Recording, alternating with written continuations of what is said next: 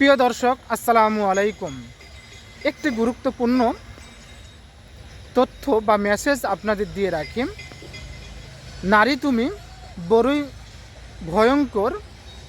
যে নারী যৌবনকালে শ্বশুর শাশুড়িকে নিয়ে বসবাস করতে চায় না, সংসারে অশান্তি সৃষ্টি করেন, ঝগড়া ফাসাদ সৃষ্টি করেন, আবার সেই নারী তার ছেলের বউয়ের সাথে খাওয়ার জন্য, একসাথে থাকার জন্য সে আপ্রাণ চেষ্টা করে, আন্দোলন করে যায়। নারী তুমি জেনে রেখো, তুমি যা করবে তার প্রতিদান তুমিই পাবে।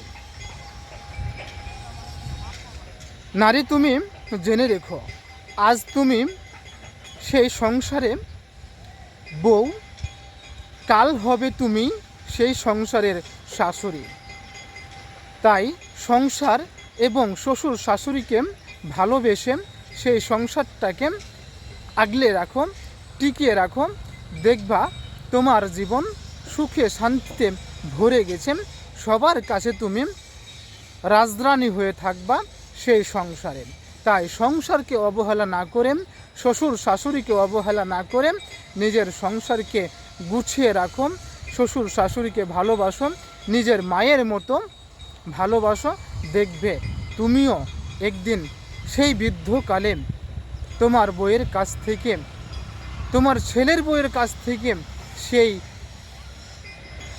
মানুষটি হয়ে উঠবে, প্রকৃত মা হয়ে উঠবে। তাই শ্বশুর শাশুড়িকে নিজের পিতা মাতার মতো ভালোবাসো, আগলে রাখো, দেখবা শান্তি পাবে নিজের সংসারে। আর যদি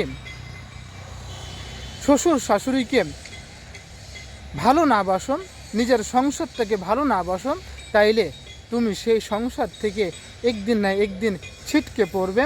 এটাই বাস্তবতা। তাই সংসারকে ভালোবাসো, শ্বশুর শাশুড়িকে ভালোবাসো, নিজের স্বামীকে ভালোবাসো। দেখবে তোমার জীবনটা সুখে শান্তিতে ভরে আছে। আর আল্লাহর তরফ থেকে তোমাকে অবশ্যই মহান আল্লাহ তাআলা তোমার উপর রহমত নাজিল করবে। তাই শ্বশুর শাশুড়িকে ভালোবেসে নিজের সংসারটাকে গুছিয়ে রাখো, দেখবা তোমার জীবনটা শান্তিতে ভরে গেছে। এই ভিডিওটি ভালো লাগলে অন্যকে দেখার সুযোগ করে দিবেন।